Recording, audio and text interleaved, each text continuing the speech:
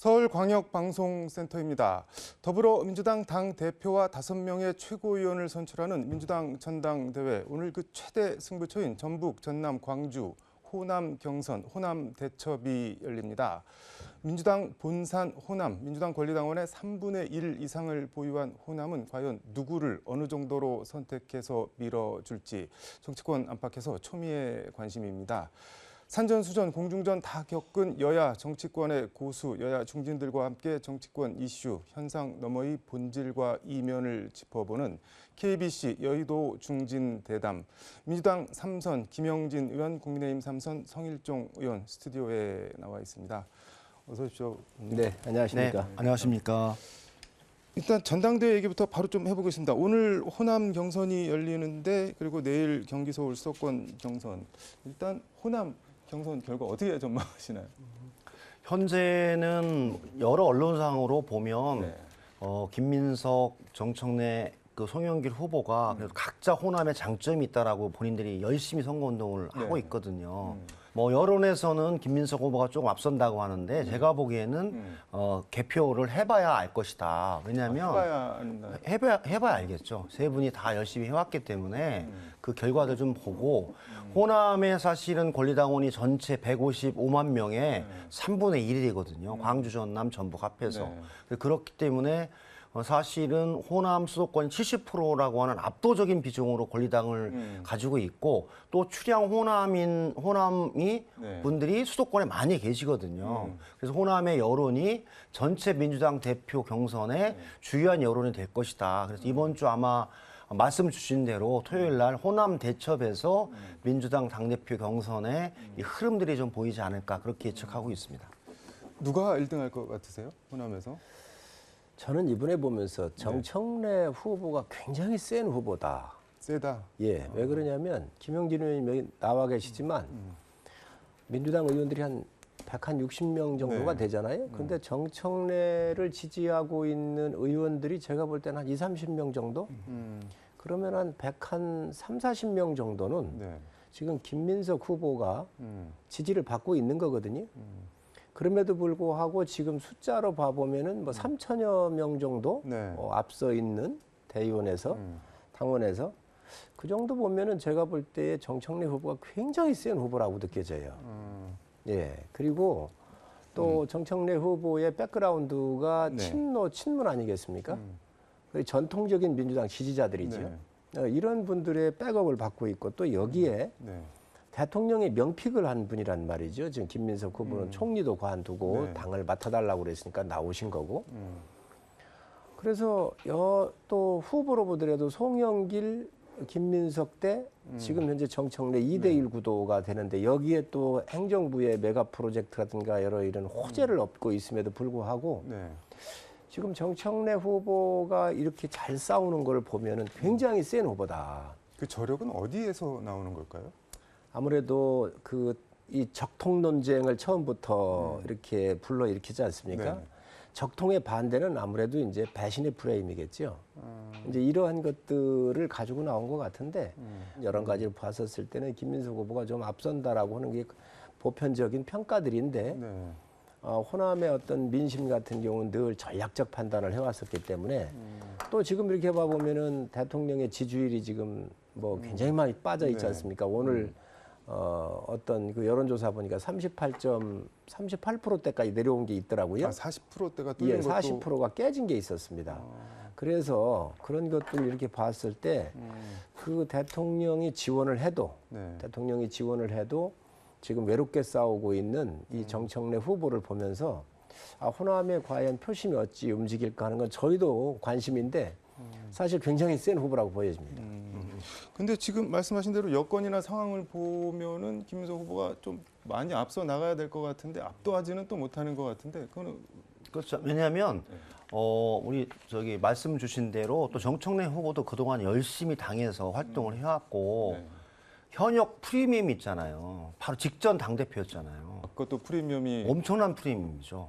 사실은 당 대표로서 뭐 특보, 당직, 활동, 스케줄, 활동 그다음에 당 대표로서의 언론의 노출, 당원 간의 결합도 이거는 사실은 두 후보에 비해서는 상당히 높은 수준이죠. 그렇기 때문에 정청래 그 후보가 현재 선방하고 있는 이유도 사실 그런 부분이 좀 있다라고 봐요. 그래서 각 후보들의 특장점이 있는 사항이고 네. 이제 그러면서 마지막에 이제 그러면 저는 민주당의 권리 당원들, 특히 전남, 광주, 호남의 권리 당원들은 판단할 거예요. 과연 민주당의 당 대표와 최고위원이 누가 되는 것이 우리 호남과 민주당과 나라를 위해서 이재명 대통령의 성공을 위해서 필요할지 누가 더 나을지를 판단하는데 그런 생각이 있는 거죠. 요새는 얘기하는 부분들이 국민의힘에서 제일 싫어하는 후보가 누구일까? 누군가요? 누구일까? 그다음에 그럼 우리가 그런 얘기 하잖아요. 장동혁 대표가 부정선거론이라든지 네. 이재명 대통령 보고 이재명이라든지 이렇게 얘기를 하면서 국민의 상식과는 다르게 움직여 나가면서 네. 민주당에서는 장동혁 대표를 민주당의 전략자산이라고 얘기하는 사람이 꽤 있어요. 그러면 국민의힘의 이 전략자산으로 되는 최고위나 당대표가 되면 안 되잖아요. 저는 그런 문제들을, 그런 부분들을 잘 판단할 것이다. 왜냐하면 양당 간의 정치가 치열하게 지금 경쟁하고 있는 국면에서 어떤 사람이 당대표와 최고위원이 되는 것이 민주당과 이재명 여당 정부에 도움이 될지에 대한 판단들의 근거를 잘 하고 아까 말씀 주셨듯이 호남은 그런 문제에 관해서는 수십 년간 80년대부터 현재까지 전략적인 판단을 통해서 결정을 해줬고 그럼 이 시기에 이제 그 반도체 관련한 메가 프로젝트에서 광주 전남의 투자를 통해서 획기적으로 발전해 나가면서 지역 간의 불균형 발전을 균형 발전을 이끌어내고 이를 통해서 호남의 산업의 새로운 전기를 마련하고자 하는 이재명 정부의 추진 전략에 대해서 제가 보기에는 호남에 계신 권리 당원들도 호응할 것이다. 이렇게 예측하는 분들이 현재 많이 있는 것 같아요. 근데 전직 저는 예. 지금 김영진 의원님 말씀에 상당히 기대감을 우리 호남에 줬단 말이지요. 근데 오늘 주제하고는 조금 벗어날 것 같기도 한데 네. 이 메가 프로젝트는 국가적인 프로젝트예요. 이 메가 프로젝트가 호남에 가는 걸 반대하는 게 아닙니다. 근데 이러한 어마어마한 800조라고 하면 국가의 여러 가지 지원이 있어야 되지 않겠어요? 기간시설, 전력이라든가 뭐 도로라든지 용수 이런 것들이 이루어져야 될 텐데 이런 것들을 제대로 지금 안 해놨어요. 검토도 안 해놓고. 아니 조그만 지방자치에 하는 지방정부에 몇십억짜리도 다 용역을 하잖아요. 대통령은 동시다발적으로 해야 된다. 그런데 전격전으로 해야 된다. 그게 이렇게. 굉장히 저는 무리라고 하는 거에 기대감은 주는데 무리라는 거지요. 지금 예를 든다고 한다면 그 공항은 한미 소파 협정에 의해서 네. 미군과 함께 공군이 사용하고 있고 또 비상시에 늘 굉장히 중요한 공항이거든요. 네. 그럼 미국이 동의를 이루어져야 돼요. 동의가 이루어지지 않으면 그 공항을 개발할 수가 없습니다. 그런 게 외교 자, 아닌가요? 그러면 이제 바로 그 말씀인데 네. 지금 미국은 말이죠. 네. 우리 삼성전자나 하이닉스를 미국에 투자해 달라는 거잖아요. 왜 강조하는 그러냐? 거 안 좋아한다는 말씀이에요. 제조업을 미국에서 부활을 해야 되니까. 그래서 이런 것도 지금 현재 협의가 안 돼 있는데 이걸 29년인가 언젠가까지 이거를 28년 펩, 초까지. 예, 펩 부분을 갖다가 뭐 시제품을 만들겠다 이렇게 얘기를 하고 있거든요. 이게 굉장히 무리라는 거예요. 저는 그래서 이런 것들에 대해서 어떻게 평가할지 참 굉장히 관심을 갖고 이렇게 쳐다보고 있습니다. 근데 이게 굉장히 불가능한 프로젝트예요. 물도 부족하고 지금 뭐 전력을 어떻게 할 수 있을 것 같아요. 몇 년 뒤면은 되는지 안 되는지 나타날 일을 불가능한 일을 시작을 할까요? 그런데 이렇게 저는 그런 것들이 국가 전략적 측면에서 계획을 가지고 이렇게 시작을 해도 큰 무리가 없을 텐데 지금 용수나 전력 이런 부분들에 대해서 굉장히 몰아붙이다가 보면 후유증이 클 수밖에 없죠. 근데 저는 저는 그런 우려와 걱정을 주시는 것도 괜찮은데 실제로는 그 정도의 인적 역량 그리고 우리 정부가 SOC를 투자를 통해서 그 반도체 펩 공장을 만드는 것에 충분하게 저는 그 지원이 가능하다. 전력, 용수, 인력, 그다음에 여러 가지 지원한 부분들. 그래서 저는 우려와 걱정은 있지만 정부와 그다음에 SK, 삼성전자가 힘을 합쳐서 만들어 나가면 충분히 극복 가능한 과제라고 보는 거죠. 저는 한미 간의 협의를 통해서 광주 군공항 이전에 관한 부분들도 충분히 분산 배치가 가능하죠. 왜냐하면 위에 뭐 군산 비행장, 청주 비행장, 사천 주변에 많은 비행장이 있기 때문에 한반도 안보에 그 위험이 없게끔 전력을 분산 배치해 나가고 빠르게 제가 보기엔 무안공항에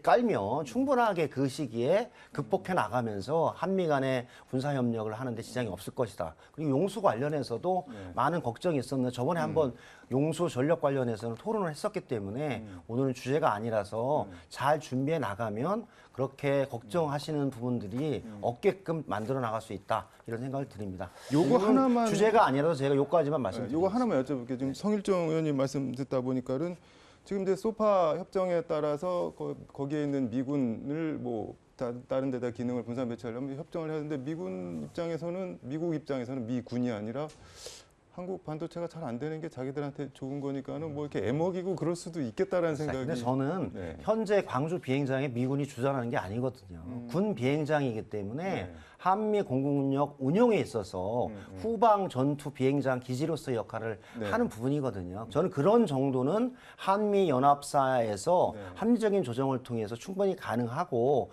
현재도 광주 비행장에 미군 비행기들이 그렇게 훈련하고 그런 비행장은 아닙니다. 이게 지금도 훈련하고 있어요. 지금 현재 한미 간의 을지 포커스 지금 하고 있잖아요. 그래서 여기 하고 있는 거고 비상시에도 여기 항상 쓰게 돼 있어요. 그런데 이제 수원이나 이런 것도 이전하는데 굉장히 오랜 시간 걸리잖아요.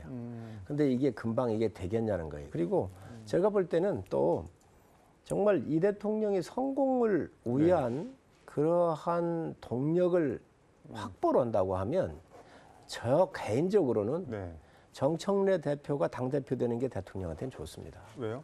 왜 그러냐면 이게 지금 여러 가지 측면에서 당을 하나로 가야 하잖아요. 대표가 되면 그 대표의 책임의 무게가 있습니다.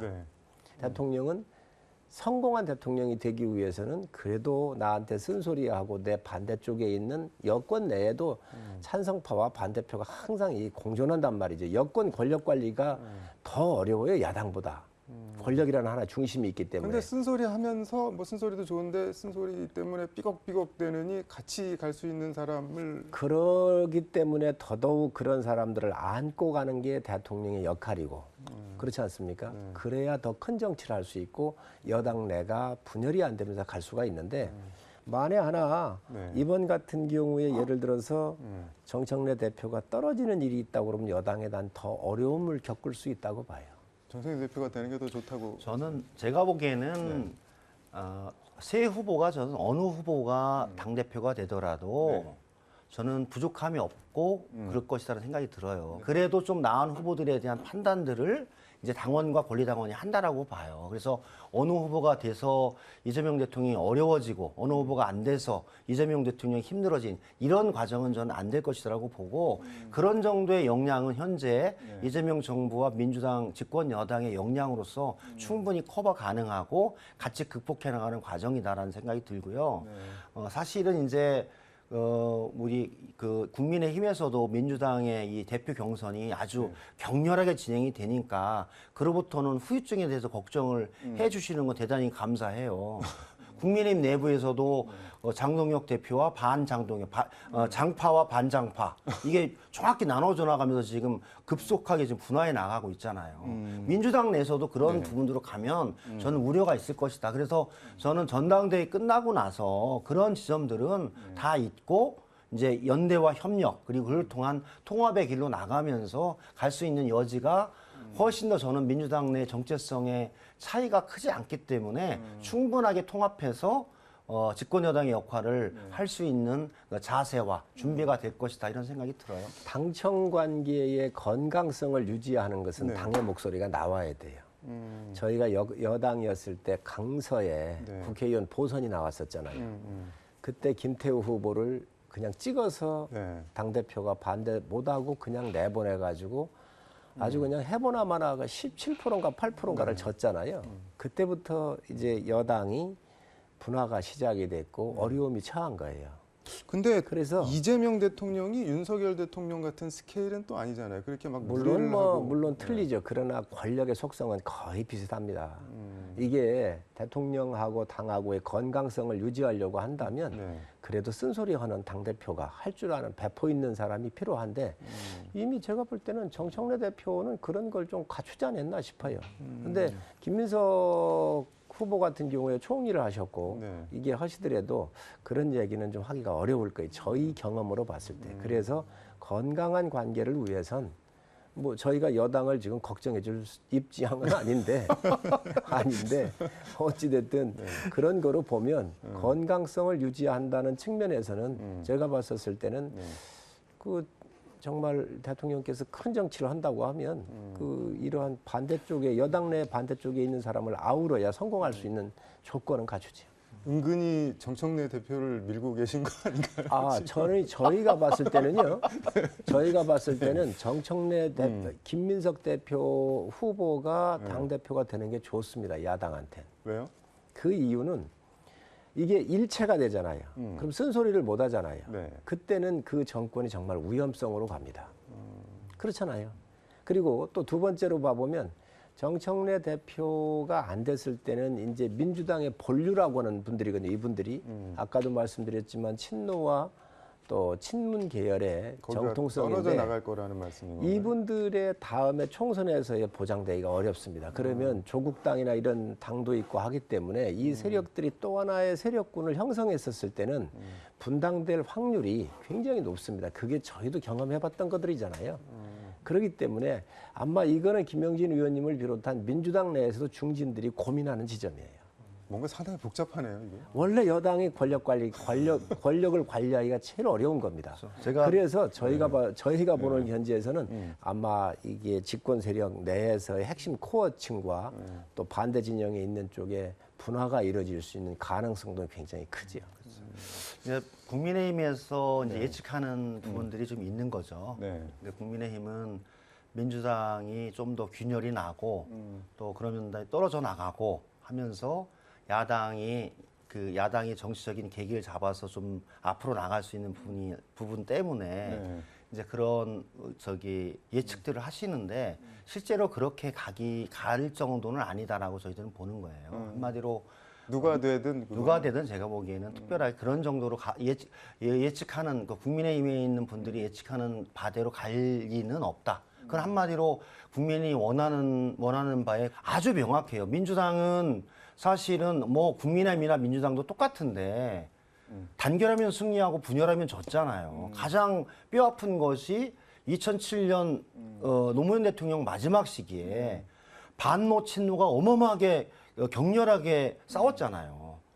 그중에 많은 사람들은 탈당도 하고 주요한 우리 인재들이 그러면서 사실은 2007년 대선에서 정동영 후보가 역사상 최대로 졌어요. 530만 표 차이로 졌고 그 이후로 이명박 박근혜 보수 정권 집권에 그 길을 열어줬던 거죠. 그런 걸 저희들은 반면교사로 삼고 있는 거예요. 그래서 어느 정도 저희들이 당대표 경선이나 당내 방향을 가지고 토론하고 싸우더라도 그 한계를 지켜나간다라고 하는 원칙이 있는 겁니다. 한마디로 민주당의 당대표 관련한 논쟁과 경선을 하지만 우리 집안을 죽이는 형태로는 가지 않는다. 그것은 저는 2007년에 반노 친노를 통해서 저희들이 뼈저리게 느꼈고 그 이후에 2015년에도 우리 민주당이 국민의당과 분당해 나가면서 힘든 과정이 있었잖아요. 2007년에 한 번 그러고 2015년에 되고 지금 2026년인데 또 까먹을 만큼 지나간 거 아닌가요? 한 10년 죽인데 그래서 제가 보기에는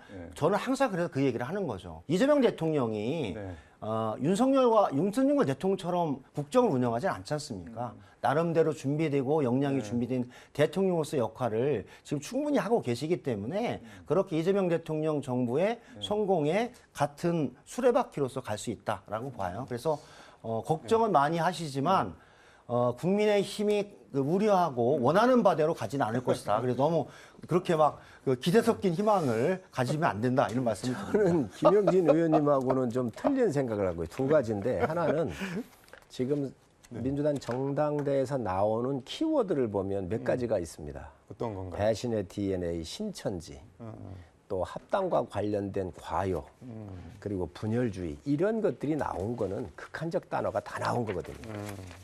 여기에는 감정의 선이 이미 무너진 거예요.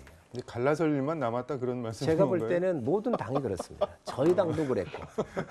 그래서 이게 네. 우리가 어느 선을 넘지 말라 그러잖아요. 그것들을 넘어버렸어요. 넘었다. 저희가 볼 때. 뭐 저희 당도 네. 별반 다르지 않은데 그런데 이 여당이라고 하는 게 덩어리가 지금 굉장히 크거든요. 그리고 여기에는 먼저 22대 공천할 때 비명 행사하라는 걸 봤어요. 그렇기 때문에 이러한 부분들을 한번 우리가 봐야 된다. 두 번째는 대통령의 지지율이 국정 지지도가 이게 얼마가 되느냐 이렇게 봐야 되는데 네.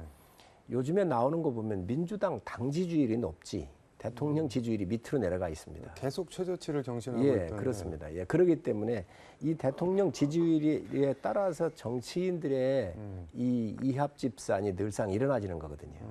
대개 보면 권력의 하반부에 중간 넘어가면서부터 왔는데 지금 대통령 같은 경우는 보면 뭐 ETF에 대한 레버리지 문제라든지 부동산 문제라든지 ISA 같은 이런 계좌 문제에서부터 지금 굉장히 심각한 문제가 있거든요. 그렇기 때문에 여기 빠지는 거예요.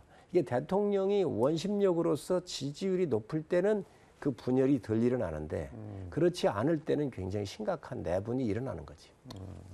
민주당 얘기는 이 정도로 하고 뭐 하실 말씀 있으면 한마디 네. 짧게 말씀드리면, 그러니까 사실은 이제 정책을 도입해서 네. 다른 종목 레버리지 ETF 상품이라든지 IS 계좌 관련한 도입 등 네. 시장의 흐름과 현실에 맞지 않게끔 좀 서두르게 진행했던 부분이 있었던 거죠. 네. 그러니까 거기에 대한 재조정들을 바로바로 하면서 아주 민첩하게 대응해 나가는 그런 것 또한 제가 보기엔 민주당의 하나의 역량이다. 그리고 국민의힘에서나 야권에서는 민주당이 분당하라고 고사를 지내지만 제가 보기엔 떡은 많이 먹지만 분당되는 일은 없을 거예요. 김치국만 계속 드실 거다 그런 말씀인 거네. 국민의힘 얘기 좀 해보겠습니다. 지금 장동혁 대표 조강특위 가동해서 안 싸우는 당협위원장 교체하겠다 뭐 이런 말씀을 하셨는데 언론에서는 뭐 물갈이 공격 뭐 이런 표현으로 제목을 다는 데도 있고 지금 당 분위기가 어떤가요? 사실 이 부분은 좀 와전된 것 같아요. 원내대표 할 때 제가 갖고 나왔던 아젠다였거든요. 어떤 게? 지금 당협위원장들이 충청 2부권에서 이제 충청 이남권은 상관이 없고 경상도 지역이지요. 충청 2부권에서는 네. 우리가 상당히 문제가 많다. 어떤 문제가? 그러니까 앞으로 28년도 4월에 선거를 치러야 되는데 지금 1년 한 6개월도 안 남았거든요. 네.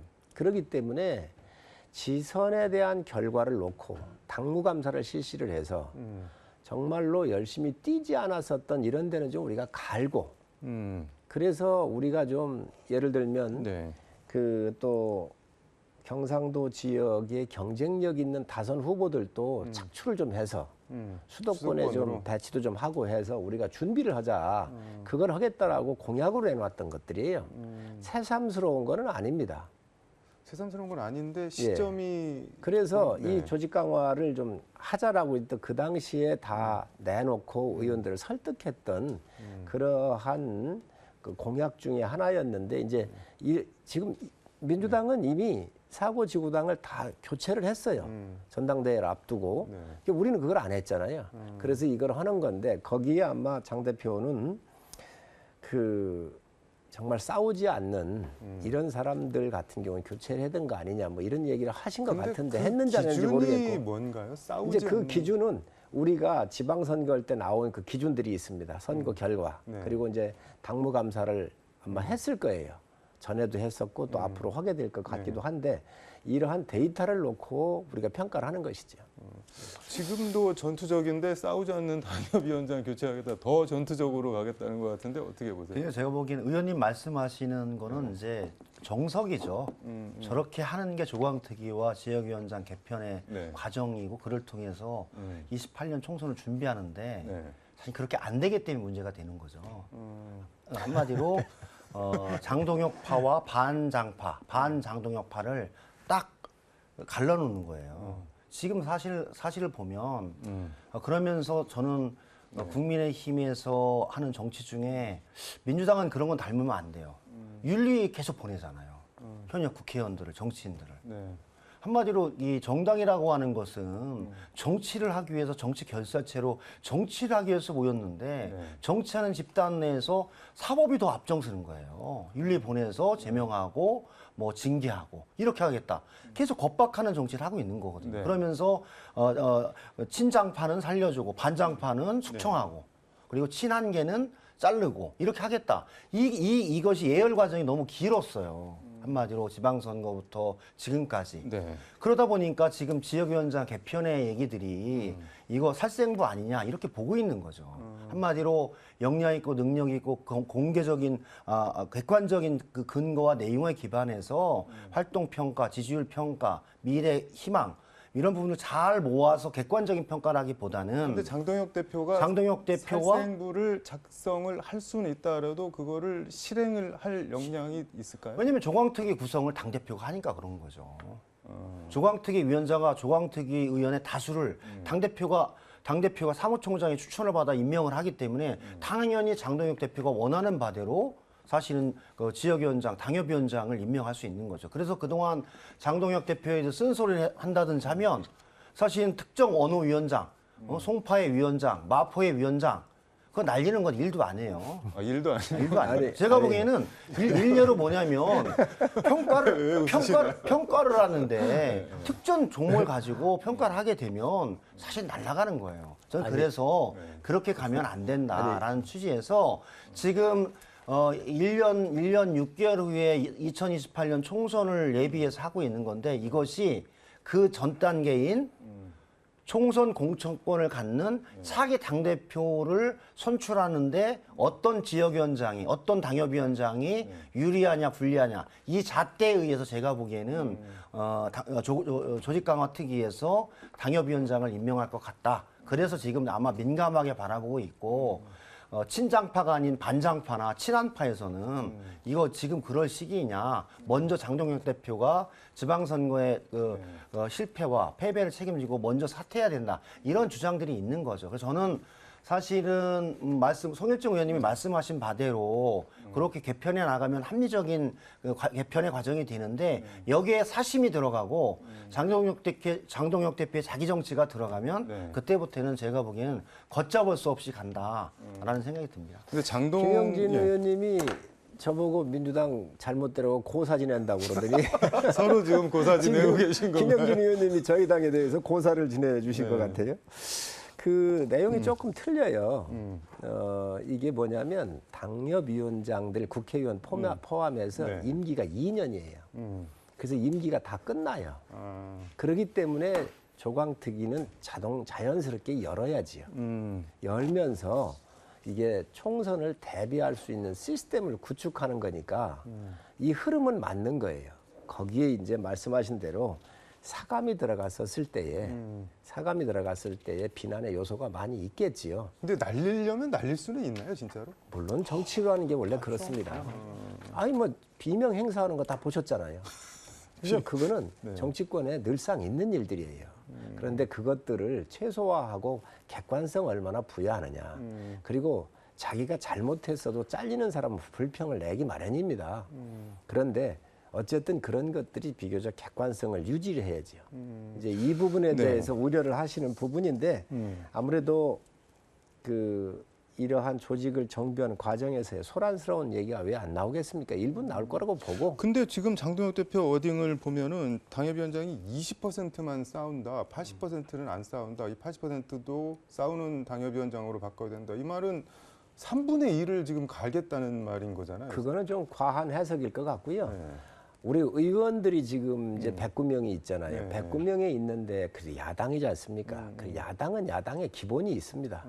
근데 여당의 잘못하는 정책 문제나 정치행위나 이런 거에 대해서 한 번도 이게 비난하는 SNS를 한번 올리지 않는 의원도 있습니다. 무슨 얘기냐? 모든 의원들이 올리는 SNS 같은 경우는 이게 한 번씩 방문하는 사람들이 보고 나가잖아요. 네. 지역 행사만 올리는 사람도 있어요. 그러니까 야당의 역할로서 못하는 부분들에 대한 아마 당대표로서의 주문사항일 건데 이런 부분들은 좀 잘못됐지요. 거꾸로 민주당이 야당일 때 많은 야당 의원들이 윤석열 정부를 공격을 하잖아요. 또 물론 뭐 터무니없는 걸 공격해서는 안 되겠지만 정책 실패라든가 또 뭐 말에 대한 일관성에 대한 그 이율배반적인 문제, 정치 행위에 대한 문제 이런 것들은 당연히 여야로서의 임무가 있는 거거든요. 이걸 안 하는 분들에 대해서는 문제 삼는 게 맞지요. 근데 장동혁파, 반장동혁파, 그러니까 그 장발장도 아니고 장반장 뭐 그런 게 반장파와 장파죠. 누가 장파와 이길까요? 반장. 장파와 반장파. 뭐 여러 부류가 있겠죠. 근데 저는 실제로 좀 극단적인 형태가 됐던 거예요. 20%는 싸우고 80%는 싸우지 않는다. 네. 최소한 80%가 싸우는 정당으로 만들겠다. 이것이 이번 당협위원장 네. 교체 조광특의 역할과 목표다. 이렇게 하면 한마디 20%니까 80% 가려면 60%를 60% 를 교체해야 되잖아요. 네. 그럼 거기에서 사실은 지역위원장이라고 하는 게 그러니까 원외 지역위원장이 사실 힘듭니다. 사실 민주당이 국회의원인 곳에 원외위원장이 힘든 것처럼 국힘에 국회의원이 계신 곳에 민주당 원외위원장이 힘들잖아요. 근데 그 힘든 과정을 겪어온 사람들을 친장파와 반장파로 나눠서 싸우지 않는다라는 미명하에 날려버리면 제가 보기에는 상당히 내부적인 균열이 있을 겁니다. 왜냐하면 정당이라는 게 어려운 곳에서 사실은 정당 활동을 하고 지켜오는 사람들에 대한 존중이 좀 필요하거든요. 그런데 그것을 80%가 싸우지 않는다고 해서 쳐내버리면 과연 이게 가능할까라는 우려도 있고 실제로는 뭐 지금이야 조금 분위기가 좋아졌지만 2024년과 그 이후 기간에는 정당 지지율이나 대통령의 지지율이 높기 때문에 잘 야당에 가려고 하지 않아요. 괜찮은 사람들이. 솔직하게 말씀드리면. 그런 인물에 대한 충원 구조 이런 부분들이 충실하지 않은 가운데 한마디로 칼질을 너무 많이 하게 되면 아마 이게 과도한 칼질에 의한 상처가 덧나서 힘들어지는 이런 과정이 될 것이라고 봐요. 그래서 저는 정치가 정상적인 형태로 가는 게 필요하다라고 하고 보는 거죠. 민주당도 마찬가지예요. 이번 당대표가 되는 사람들도 그래서 28년 총선이 공정한 후보자를 선출하는 이 시스템을 만드는 거, 그리고 당원과 국민들의 희망과 요구를 잘 수렴하는 공천, 그리고 승리하는 공천, 이렇게 3대 조건들을 잘 준비할 수 있는 당의 시스템을 만드는 게 중요한 당대표의 역할 중에 하나다. 이게 기반이 돼야지 내부가 정돈이 돼서 외부적으로 이재명 대통령이 추구하고 있는 정책을 국회에서 실현하고 또 성공의 기반을 만들고 이렇게 간다는 거죠. 그래서 좀 야당 국민의힘도 그런 친소 관계에서 칼질을 하는 것보다는 그런 역량을 강화하고 새로운 인물들의 길을 열어주는 그런 방향으로 가는 게 필요하다라고 보는데 초창에 너무 내건 메시지가 셌어요. 20% 싸우고 80%안 싸우는데 80% 싸우는 조직을 만들겠다. 그럼 60%를 잘라낸다라고 하는 메시지를 줘버리니 이런 사단이 났다. 이런 생각이 드는 거죠. 그냥 단도직입적으로 장동혁 대표가 지금 잘 하고 있는 건가요? 아니면 좀 문제가 있으니까 좀 뭐 교체를 할 수 있으면 하는 게 좋은 건가요?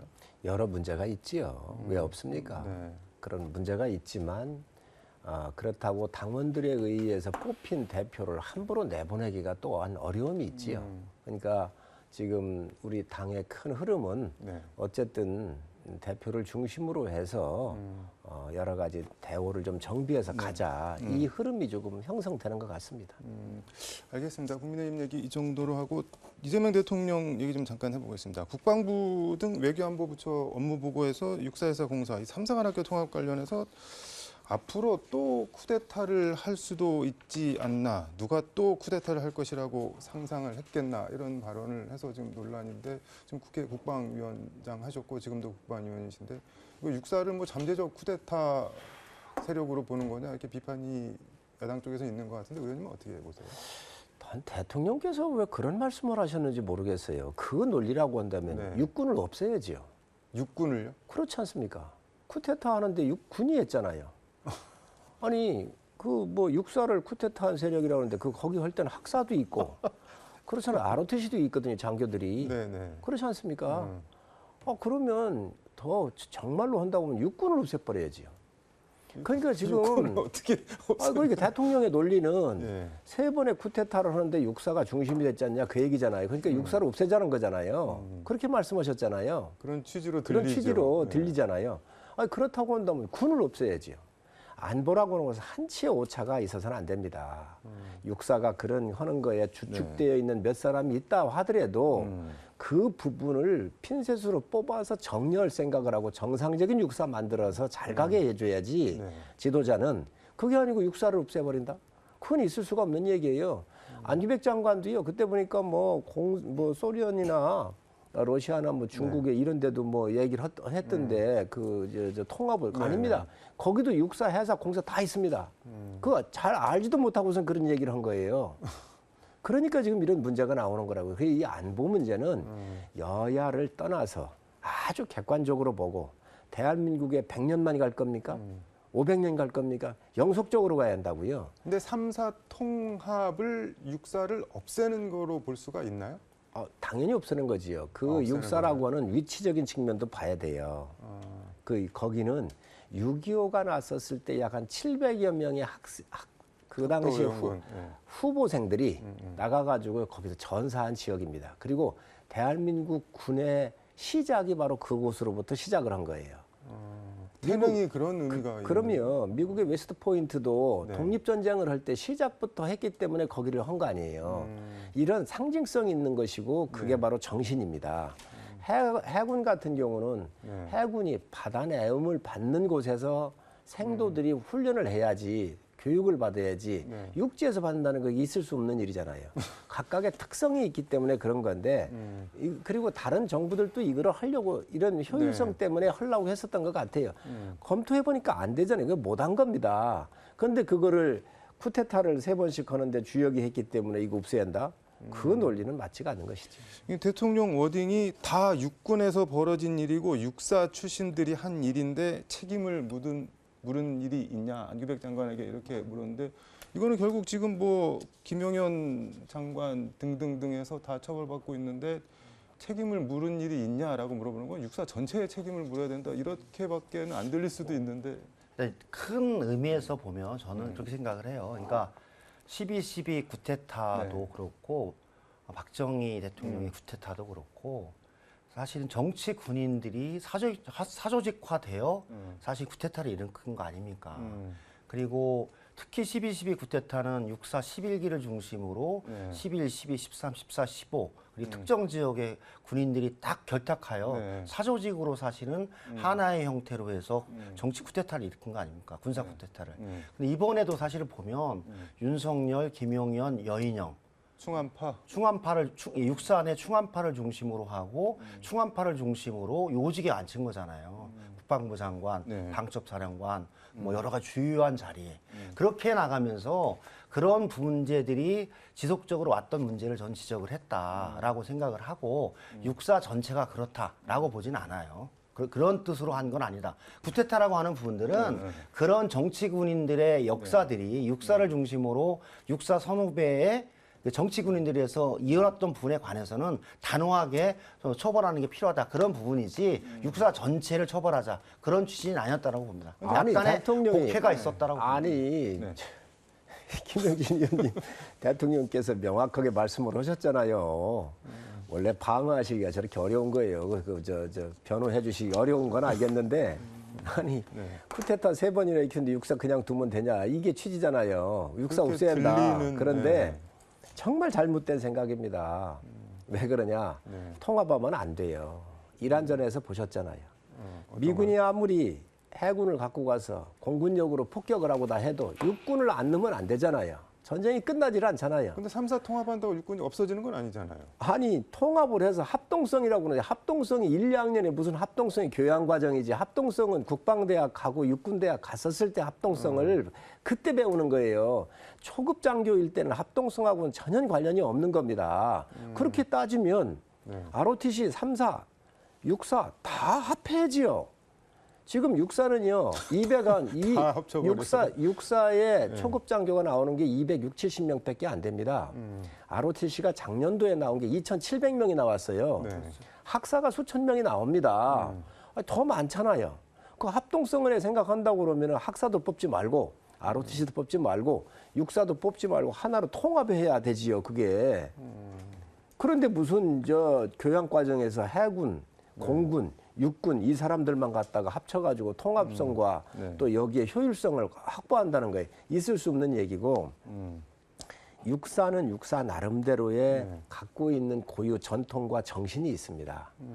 해군은 해군대로의 고유 전통과 해야 되는 게 있고 그래서 그게 틀리기 때문에 중국도 러시아도 미국도 큰 나라 같은 경우는 이렇게 하고 있다고요. 태국이나 이런 나라 같은 경우는 이게 이제 하나로 묶어진 데가 있습니다. 네. 일본도 그렇고 일본은 전후 패망 이후에 만들었기 때문에 어쩔 수가 없는데 일본은 아마 앞으로 이 군을 더 강화한다 그러면 오히려 일본은 해군, 공군, 육군으로 구분해서 뽑게 될 거라고 저는 예측을 해요. 이거는 맞지 않는 이야기고 이거는 국가의 백년대계입니다. 영속적인 대한민국을 위해서 국방을 함부로 특히 이 장교 육성 과정에 정예장교 육성 과정에 있어서 이게 쿠데타를 갖다가 했기 때문에 없애야한다라고 하는 이거는 전혀 맞지 않는 이야기입니다. 국방을 망치고 있다고 보시는 아 거예요? 물론이죠. 반론 뭐 저는 취지에 말씀드렸듯이 실제로는 그 대통령의 그 발언은 전두환 노태우를 중심으로 한 12.12 쿠데타, 이번 윤석열, 김용현, 여인영을 중심으로 한 군사 쿠데타, 이를 통해서 헌정 질서를 물러나게 했었던 육사 출신의 정치 장교들에 대해서, 정치 군인들에 대해서 단호하게 심판하고 다시는 육사의 이 고급 장교를 길러내는 장이 쿠데타를 만들어 나가는 선후배들의 네트워킹으로 가면 안 된다라는 취지로 얘기를 했다라는 것이 보고요. 실제로는 국군 사관학교 3사를 통합하여 합동 전력과 그것을 잘 운영해 나갈 수 있는 고급 장교를 기르기 위한 역할들은 장단점이 있다라고 봐요. 그러니까 육사에서 공사를 놓고 협동 작전을 하는 것과 국군 사관학교를 통해서 고급 장교를 육성해 나가면서 현대전을 준비해 나가는 것은 제가 보기에는 가치 판단의 기준에 의해서 어떤 것이 옳고 어떤 것이 그르다 이렇게 볼 수 있는 건 아닌 거죠. 근데 저는 변화하는 전쟁 환경과 안보 환경에 맞게끔 새로운 교육과 기술 그리고 그에 따르는 교육 환경을 만들어 나간다면 진해의 해사를 정확하게 교육 현장을 이용하고 청주의 공사와 청주 공항을 이용을 하고 육사는 육사대 이용한다면 현재체 시스템을 잘 유지해 나가고 통합 교육을 통해서 좋은 우리의 군 고급 장교를 만들어 나간 역할들을 해 나가겠다 그런 취지라는 거죠. 조금 한 번 더 논의를 해보고 진행하는데 큰 방향에서는 그렇지 그것이 제가 보기에는 뭐 육사 폐지에 따르는 국군 사관학교 창설 이렇게는 보지 않는다라는 말씀을 분명히 드리고 그것이 저는 향후 대한민국 국방과 안보 태세를 만드는데 어떻게 도움이 될지는 진행 과정을 살펴보면서 문제점을 보아 나가는 게 필요하다 그렇게 보고 있습니다. 네. 시간이 다 돼서 짧게 요거 하나만 좀 여쭤보겠습니다. 그 이진숙 의원이 5.18 민주화 운동의 재조명 이런 학술 토론회를 열었는데 공동 주최를 한 데가 새역사 국민운동이라는 단체인데 여기가 그 5.18을 기본적으로 광주 사태라고 부르고 뭐 그러니까 워딩 몇 개만 소개시켜드리면 광주의 젊은이들은 어릴 적부터 반국가의 상징에 둘러싸인 반국가의 정치와 역사를 교육받고 있다. 광주는 어두운 세력의 속을 뭐 이런 주장을 하는 분들이랑 5.18을 재조명해 본다고 학술 대회를 열었는데 이거 어떻게 이해를 해야 될까요? 전 처음 듣는 얘기거든요. 언제 했나요? 이게 13일 목요일 14시 일시가 이렇게 돼 있습니다. 근데 아니 저는 처음 듣는 얘기입니다. 아마 이준숙 의원도 이런 기관에서 해달라고 하니까 그냥 장소를 제공해 주는 것 같은데 본인이 뭐 그걸 뭐 모아가지고 이제 의원들이 이 세미나가 두 가지 형태가 있습니다. 의원이 직접 기획을 해서 의정이나 법률을 제정하고 뭐 이렇게 하기 위해서 본인이 이제 모셔와가지고 하는 세미나가 있고요.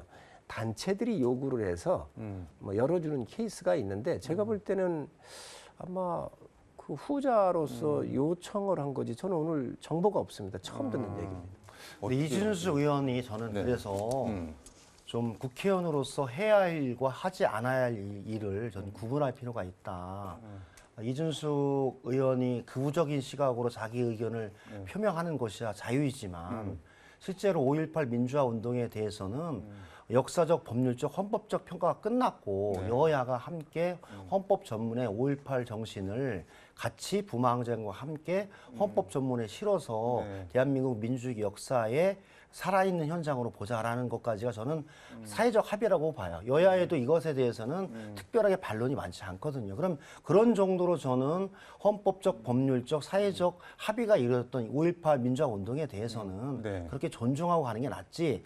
그중에 아주 극우적인 시각으로 광주 5.18 민주화 운동에 대해서 뭐 어두운 세력의 소굴이라든지 뭐 광주의 그 학생들은 어렸을 때부터 반국가 의식을 그 교육을 받고 커서 나쁜 애들이다. 이런 식의 주장을 하는 단체에 토론회를 대관해주고 같이 참여하는 것 자체는 전 적절하지 않다. 그래서 저는 이준석 의원이 이 문제에 관해서는 조금 더 좀 간명하게 말씀을 하시는 게 필요하지 않을까 그런 생각입니다. 저도 이 토론에 대해서는 구체적으로 제가 더 아는 사안이 없어서 좀 내용을 보고 얘기하는 게 필요하다 그런 생각입니다.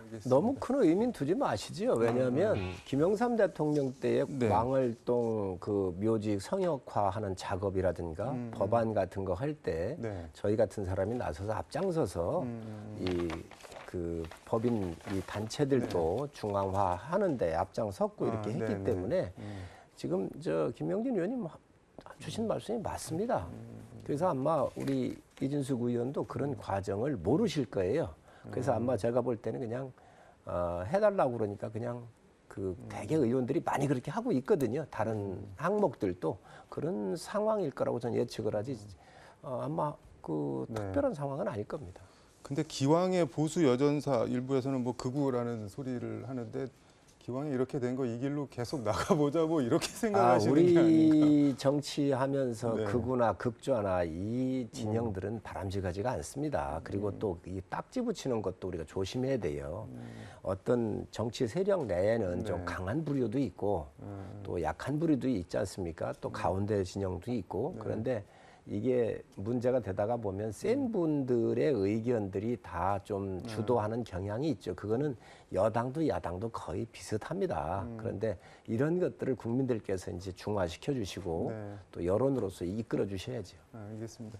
시간이 다 돼서 마무리 말씀. 오늘은 김영진 의원님부터 좀 먼저. 네, 오늘 사실 이재명 정부가 1년을 맞이해서 우리 뭐 부동산, 그다음에 주식시장 여러 가지 보안 수사권의 문제를 가지고 많은 개혁의 과정 속에 어려움이 있었지만 잘 극복해 나가는 과정이 될 것이라고 보고요.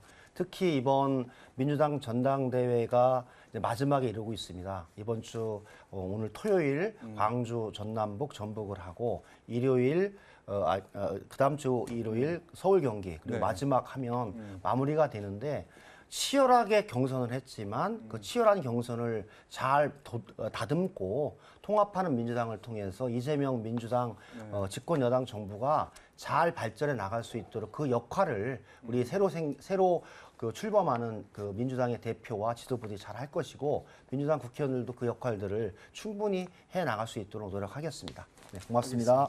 성일종 의원님. 이재명 정부가 1년을 맡고 있습니다. 그런데 그 많은 기대를 가졌지만 사실 정치적으로나 경제적으로 보면 저는 성공을 못했다고 보고 있습니다. 현재까지는. 왜 그러냐. 공소취소가 가장 큰 국정의 목표가 됐고 이를 위해서 보안 수사권 같은 경우 검찰 해체를 하면서 이런 문제를 야기를 했고요. 또 2중, 3중 장치를 다 발현을 했습니다. 공소기관. 사심제라든가 대법관 증언이라든지 또 법 왜곡죄 같은 거 이런 거를 해가지고 지금 현재 지지율이 급락한 거 아니겠습니까? 또 경제 문제에 있어서도 그 보면은 뭐 청년들을 그 참 아우성 치고 있는데 이 부동산에 대한 여러 가지 문제 또 ISA 같은 이런 계좌 같은 이런 문제 네. 여러 문제를 지금 노정을 하면서 이제 지지율이 떨어지니까 이걸 그러면 왜 이렇게 했느냐 이렇게 질책을 하면서 밑에 떠넘기는 것 같은 이런 모양새를 주면서 상당히 국정에 혼란이 왔는 것 같은데 저는 이 국정 기조도 좀 변했으면 좋겠다. 그리고 초심으로 돌아가서 정말 힘들고 어려운 우리 국민들을 위해서 봉사하는 그러한 정부가 됐으면 다시 돌아왔으면 하는 그런 마음의 말씀을 드립니다. 알겠습니다. 두 분 말씀 오늘 여기까지 듣도록 하겠습니다. 고맙습니다. 감사합니다. 고맙습니다. 네, 지금까지 KBC 여의도 중진 대담 서울광역방송센터에서 민주당 3선 김영진 의원, 국민의힘 3선 성일종 의원과 함께 전해드렸습니다. 시청해 주셔서 감사합니다.